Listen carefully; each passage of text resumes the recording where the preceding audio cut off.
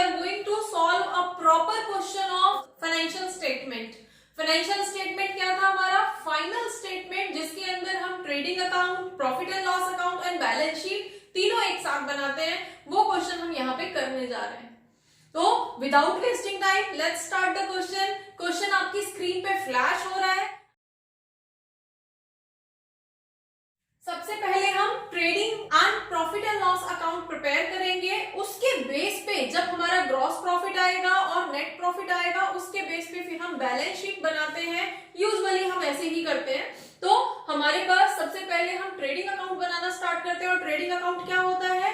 Trading account is the account of factory statement, means the statement of factory transactions. जितने भी organisation के अंदर factory से related transactions हुए होते हैं, जैसे कि हमारा स्टॉक, हमारा क्लोजिंग स्टॉक, ओपनिंग स्टॉक, हमारे ड्यूरिंग द ईयर कितना परचेज हुआ, उसमें से कितना परचेज रिटर्न चला गया, सेल कितनी हुई थी, सेल्स रिटर्न कितना हुआ, डायरेक्ट एक्सपेंसेस हमारे क्या थे, वो सारी समरी जो फैक्ट्री से रिलेटेड थी, ऑर्गेनाइजेशन का सिर्फ एक डिपार्टमेंट फैक्ट्री, उससे रिलेटेड डिटेल्स हम ट्रेडिंग अकाउंट के अंदर मेंशन करते हैं। तो हमारे पास सबसे पहले क्या होगा? To opening stock. और स्टॉक हमारा क्या था? हमारे पास क्वेश्चन के अंदर स्टॉक इज 1 लाख रुपीस का हमारे पास ओपनिंग स्टॉक था। जब ये फाइनेंशियल ईयर स्टार्ट हुई थी, उस टाइम पे हमारे पास जो स्टॉक अवेलेबल था that was of rupees 1 lakh. ठीक है। नेक्स्ट अब हमारे पास सेकेंड एंट्री आएगी परचेज की। अब ड्यूरिंग द ईयर हमने कितना अमाउंट परचेज किया है, कितने रुपए के गुड्स हमने ड्यूरिंग द ईयर खरीदे हैं, दैट इज 4 लाख। और 4 लाख तो हमने खरीदा था, उसमें से कुछ परचेज रिटर्न भी हुआ था। 5000 का सामान हमने वापस भी भेज दिया था, डिफेक्टिव था या किसी भी वजह से हमने रिटर्न भी किया था। तो जब हमारे पास यहाँ पे परचेज और परचेज रिटर्न दोनों की एंट्री है, तो हम उसको इंटरनली सॉल्व करते हैं। दैट इज 4 लाख तो हमने लिया था, खरीदा था, उसमें से हम अपना परचेज रिटर्न माइनस कर देते हैं। 5000 का हमारा परचेज रिटर्न था। ठीक है। तो हमारे पास हमने फाइनली कितने का परचेज किया था? नेट परचेजेस हमारी कितनी आएगी? 3,95,000 का हमने नेट परचेज किया था ड्यूरिंग द ईयर। ठीक है। अब इसी से रिलेटेड हमने कुछ वेजेस पे किए थे, तो वेजेस हमारे पास एंट्री क्या हो जाएगी? To wages. अब वेजेस कितने थे? 1 लाख रुपीस के हमने वेजेस दिए हैं। अब ये वेजेस कौन से होते हैं? जो फैक्ट्री में लेबर काम कर रही होती है उसको दिए जाते हैं। नेक्स्ट कैरेज इनवर्ड, 5000 रुपीस का हमने कैरेज इनवर्ड दिया है। मीनिंग क्या है कैरेज इनवर्ड का? जब हमने कोई भी सामान खरीदा है तो रॉ मटेरियल खरीदा होगा ऑफ कोर्स, क्योंकि उसी को ट्रांसफॉर्म करके तो हम फाइनल गुड्स बनाएंगे। और वो कहां पे आ रहा है? फैक्ट्री तक आ रहा है। कहीं से भी खरीद के हम लेके आ रहे हैं और कहां पे ला रहे हैं? फैक्ट्री में लेके आ रहे हैं ना, तो ये तो फैक्ट्री का एक्सपेंस हो जाएगा। तो हम यहाँ पे क्या करेंगे? To carriage inward. 5000 रुपीस का हमने कैरेज इनवर्ड दिया है, मीन्स रिक्शे से सामान फैक्ट्री तक आया है या किसी भी दूसरे मोड से फैक्ट्री तक सामान आया है ड्यूरिंग द ईयर। 5000 रुपीस उसके लिए हमने पे किए हैं और ये हमारा डायरेक्ट एक्सपेंस होता है। ठीक है। दूसरी तरफ हमने कुछ सेल की है, तो बाय सेल्स। अब सेल कितने की हुई है? 8,20,000 की। अगेन हम इंटरनली लिखेंगे क्योंकि हमारी कुछ सेल्स रिटर्न भी हुई है और सेल्स रिटर्न हमारी 10,000 की हुई है। मतलब हमने ड्यूरिंग द ईयर 8,20,000 का सामान बेचा था, उसमें से 10,000 का सामान वापस आ गया, तो हमारी टोटल नेट सेल कितनी रही? 8,10,000 की। डन। और नेक्स्ट एंट्री हमारी क्या होती है? Closing stock. 2 लाख रुपीस का क्लोजिंग स्टॉक हमारे पास अवेलेबल है। मींस हमने जितना भी प्रोडक्शन किया था ड्यूरिंग द ईयर, उसमें से 8,10,000 रुपीस का सामान हम बेच चुके हैं और 2 लाख का सामान अभी हमारे पास क्लोजिंग ऑन 31 मार्च बचा हुआ है, जो नेक्स्ट ईयर के लिए ओपनिंग स्टॉक बनेगा। ठीक है। तो स्टॉक है हमारे पास अवेलेबल है, तो हम उसको यहाँ पे इस तरह से रिकॉर्ड कर देते हैं। फाइन। ट्रेडिंग अकाउंट के अंदर मोर और लेस यही एंट्रीज होती हैं, तो इसको यहीं पे समराइज करके हम ग्रॉस प्रॉफिट निकाल देते हैं। और ग्रॉस प्रॉफिट कैसे निकलेगा? हम इनकम साइड को टोटल करेंगे। Income side is 10,10,000 rupees. ठीक है। और दूसरी साइड भी हम उसको ऐसे ही नोट कर देंगे 10,10,000 रुपीज, और इस साइड को, टू साइड को हम टोटल कर लेंगे तो टोटल इज 6 लाख रुपीज। अगर हम इसको टोटल करते हैं तो इट कम्स 6 लाख रुपीज, और ये हमारी क्या बोली जाती है, कॉस्ट ऑफ गुड्स सोल्ड। ठीक है, तो हम बाय साइड के टोटल से इस कॉस्ट ऑफ गुड्स सोल्ड को माइनस करते हैं तो हमारे पास क्या निकल के आता है, ग्रॉस प्रॉफिट। और ग्रॉस प्रॉफिट को कैसे शो करते हैं, कैसे एंट्री करेंगे हम, टू ग्रॉस प्रॉफिट कितना आएगा, 10,10,000 में से 6 लाख माइनस करेंगे तो 4,10,000 का हमारा ग्रॉस प्रॉफिट आएगा। फाइन, ये हो गया हमारा ट्रेडिंग अकाउंट। अब ट्रेडिंग अकाउंट तो बन गया, अब इस ग्रॉस प्रॉफिट को हम कहां कैरी फॉरवर्ड करके लेके जाएंगे, हम इसको as it is P&L account में हम बाय साइड में ट्रांसफर कर देंगे या ब्रॉट डाउन कर देंगे। ठीक है, तो और प्रॉफिट एंड लॉस अकाउंट हम कॉन्टिन्यूअसली ऐसे ही बनाते हैं, इसी को कंटिन्यू करके हम प्रॉफिट एंड लॉस अकाउंट बना देते हैं। और हेडिंग तो हमने ऊपर पहले ही मेंशन कर दी थी, क्या क्या था, ट्रेडिंग अकाउंट था and profit and loss account था एज ऑन 31 मार्च। तो हम ये कंबाइंड अकाउंट बनाते हैं और इसको इसी तरह से प्रेजेंट किया जाता है। ठीक है, तो ग्रॉस प्रॉफिट हमारे पास क्या आ गया, जब यहां पे ये टू साइड था तो अपोजिट साइड क्या होगा, बाय, तो बाय ग्रॉस प्रॉफिट। अब ग्रॉस प्रॉफिट मेरे पास कितना आया था, 4,10,000 का ग्रॉस प्रॉफिट आया था। फाइन, अब यहां पे हम कौन कौन से एक्सपेंसेस लेते हैं, फैक्ट्री से रिलेटेड एक्सपेंसेस तो हमने सारे ट्रेडिंग अकाउंट में ले लिए। अब बचे क्या, फैक्ट्री के अलावा ऑर्गेनाइजेशन के बाकी सारे डिपार्टमेंट्स के एक्सपेंसेस, चाहे वो ऑपरेटिंग एक्सपेंसेस थे चाहे वो नॉन ऑपरेटिंग एक्सपेंसेस थे, जितने भी एक्सपेंसेस हैं ऑर्गेनाइजेशन के, वो सारे एक्सपेंसेस हम यहाँ प्रॉफिट एंड लॉस अकाउंट में टू साइड मेंशन करते हैं, including depreciation, including interest on loan, including commission, including discount, whatever income और expenses organization has been occurred during the year. We have to mention all those expenses and income here. ठीक है, all expenses on two side and all incomes on buy side. Clear? तो अब यहाँ पे हमारे पास क्या क्या एक्सपेंसेस दे रखे हैं, क्या क्या इनकम दे रखी है, वो हम यहाँ पे लिखते हैं। एक और चीज, ऑपरेटिंग प्रॉफिट और नेट प्रॉफिट में क्या डिफरेंस होता है, क्या होते हैं, क्या एग्जांपल्स होते हैं, वो सारी चीजें हमने लास्ट वीडियो में किया था। अगर आपने नहीं देखी है तो एक बार देख लेना, लिंक आपके डिस्क्रिप्शन बॉक्स के अंदर दिया गया है। सो हमारे पास डिटेल क्या है प्रॉफिट एंड लॉस अकाउंट की, फर्स्ट इज सैलरी। अब सैलरी दी है तो सैलरी हमारे पास 60,000 दी है।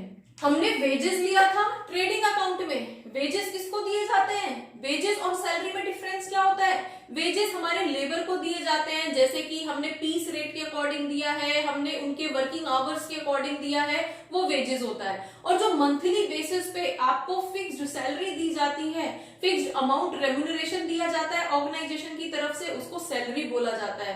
तो there is difference between wages and salary. Fine, तो सैलरी हमने दिया है 60,000। ठीक है, general expenses, to general expenses. अब जर्नल एक्सपेंसेस नॉर्मली कुछ भी एक्सपेंसेस ऑर्गेनाइजेशन में छोटे मोटे होते रहते हैं, वो एक्सपेंसेस। ठीक है, अमाउंट इज 20,000, 20,000 के हमने ड्यूरिंग द ईयर कुछ खर्चे किए हैं ऑर्गेनाइजेशन से रिलेटेड, जिनको हमने जर्नल एक्सपेंसेस बोला है। Next is rent. अब हमने रेंट पे किया है, रेंट हमारा 50,000 रुपीज का दिया गया है। हमारा जो क्वेश्चन है हम उस क्वेश्चन को ही फॉलो करते जा रहे हैं, जो हमारे प्रॉफिट एंड लॉस अकाउंट के आइटम्स हैं उनको हम यहाँ पे डालते चले जा रहे हैं। ठीक है, इसका मतलब है ऑर्गेनाइजेशन ने ड्यूरिंग द ईयर 50,000 का रेंट पे किया है। ठीक है, next one is carriage outward 20,000। अब हम कैरेज की बात कर रहे हैं, कैरेज इनवर्ड का मीनिंग क्या था, हम कैरी करके अपने ऑर्गेनाइजेशन तक लेके आए हैं, इनवर्ड हमारे ऑर्गेनाइजेशन में आया है सामान, तो वो हमारे फैक्ट्री में आया था। ठीक है, तो उसको हमने ट्रेडिंग अकाउंट में मेंशन किया था। अब यहाँ पे एक वर्ड हो रहा है कैरेज आउटवर्ड। आउटवर्ड मतलब कैरेज तो दे रहे हैं हम, लेकिन बाहर की तरफ, मतलब सेल करने के लिए हम कैरेज दे रहे हैं। मतलब फैक्ट्री से ट्रक में या किसी भी दूसरे व्हीकल्स के थ्रू हमारा जो सामान है, हमारा जो फिनिश्ड गुड है, वो सेल होने के लिए बाहर जा रहा है और उसके लिए एक्सपेंसेस ऑर्गेनाइजेशन ने बियर किए हैं। और ये कौन सा डिपार्टमेंट करता है? ये सेल्स डिपार्टमेंट करता है। ठीक है, इसलिए ये कैरेज आउटवर्ड जो है वो पीएनएल अकाउंट के अंदर मेंशन किए जाते हैं। क्लियर? ठीक है। अब नेक्स्ट इज एडवर्टाइजिंग 20,000। अब ऑर्गेनाइजेशन ने कुछ एडवर्टाइजिंग एक्सपेंसेस बियर किए होंगे, वो हमारे लिए, तो हम क्या लिखेंगे? To advertising. ठीक है, अब एडवर्टाइज करने के लिए हमने 20,000 का अमाउंट पे किया है, मेंशन कर देंगे 20,000 रुपीज एडवर्टाइजमेंट। ठीक है, और हमारे पास क्या एक्सपेंस है? बस क्वेश्चन के अंदर प्रॉफिट एंड लॉस अकाउंट से रिलेटेड अब कोई भी आइटम यहाँ पे नहीं दिया गया है। लाइक मशीन पे डेप्रिसिएशन नहीं दिया, अगर दिया होता तो हम यहीं पे टू डेप्रिसिएशन करके मेंशन करते। अगर हमें कोई इनकम रिसीव की हुई होती, जैसे कि डिस्काउंट रिसीव्ड होता, तो वो हमारे लिए इनकम होती, उसको हम यहाँ पे मेंशन करते। कमीशन रिसीव होता, वो भी हमारे लिए इनकम होती, वो हम यहाँ पे करते। ठीक है, अगर हमने डिस्काउंट अलाउड होता तो डिस्काउंट अलाउड हमारे लिए लॉस होता, वो हम यहाँ पे लिखते। तो इसी तरह से ऑर्गेनाइजेशन के जितने भी इनकम या जितने भी एक्सपेंसेस हैं फैक्ट्री के अलावा, उन सारी इनकम और एक्सपेंसेस को हमें इसी अकाउंट के अंदर सेटल डाउन करना होता है। इसके बाद में कोई भी एक्सपेंस इंटरटेन नहीं किया जाता, क्योंकि इसके बाद में जो स्टेटमेंट बनेगा दैट इज बैलेंस शीट, और बैलेंस शीट में तो सिर्फ एसेट्स और लायबिलिटीज काउंट होते हैं, एक्सपेंस या इनकम के लिए कोई जगह नहीं होती। वहां पे हम यहां से होने वाला नेट प्रॉफिट को कैरी करके लेके जाते हैं।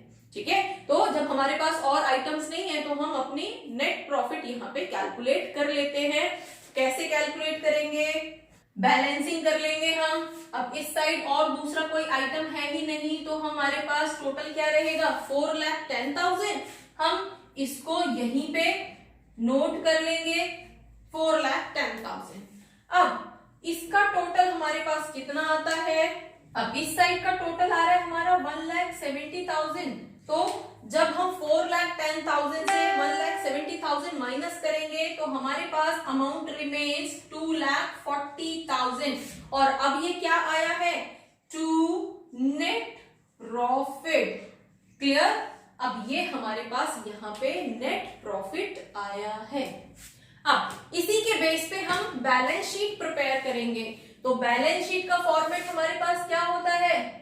बैलेंस शीट एज ऑन 31 मार्च, हम इसी तरह से उसकी हेडिंग भी डालते हैं। अब बैलेंस शीट का फॉर्मेट हम इस तरह से बनाते हैं, लेफ्ट साइड में हम लायबिलिटीज मेंशन करते हैं, और लायबिलिटीज क्या होती हैं? वो चीजें जो हमें ड्यूरिंग द ईयर या फिर ईयर के बाद में हमें पे करनी होती हैं, वो सारी चीजें हमारी लायबिलिटीज होती हैं। जैसे कि हमें क्रेडिटर्स को पे करना है, हमें बिल्स पेबल पे करना है, ऑर्गेनाइजेशन को ओनर का कैपिटल लौटाना है। ठीक है, वो सारी चीजें हम यहाँ पे लायबिलिटी में मेंशन करते हैं। और दूसरी तरफ एसेट्स, एसेट्स क्या होती हैं? हर वो चीजें जो ऑर्गेनाइजेशन के पास एक एसेट की फॉर्म में होती हैं, जिससे ऑर्गेनाइजेशन लॉन्ग रन में प्रॉफिट अर्न करता है, वो सारी चीजें एसेट बोली जाती है। जैसे कि मशीनरी, बिना मशीन के ऑर्गेनाइजेशन काम नहीं कर सकता। जैसे कि फर्नीचर, ऑफिस, बिल्डिंग, ये सारी चीजें हमारी फिक्स्ड एसेट्स बोली जाती हैं, जो एक बार खरीद के आ गई और लॉन्ग ड्यूरेशन तक चलती रहेंगी।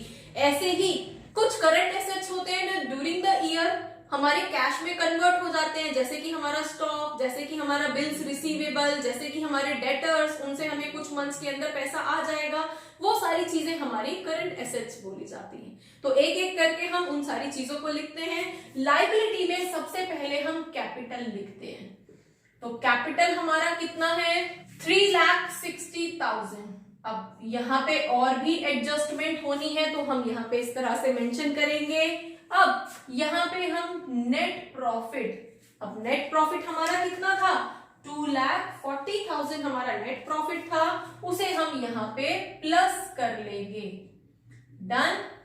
एंड जो भी ड्राइंग है, ड्रॉइंग मतलब ओनर ने जो पैसा ऑर्गेनाइजेशन से वापस निकाल लिया है उसको हमने ड्रॉइंग बोला है, तो उस पैसे को हम यहां से माइनस कर देंगे क्योंकि ओनर निकाल चुका है ऑलरेडी।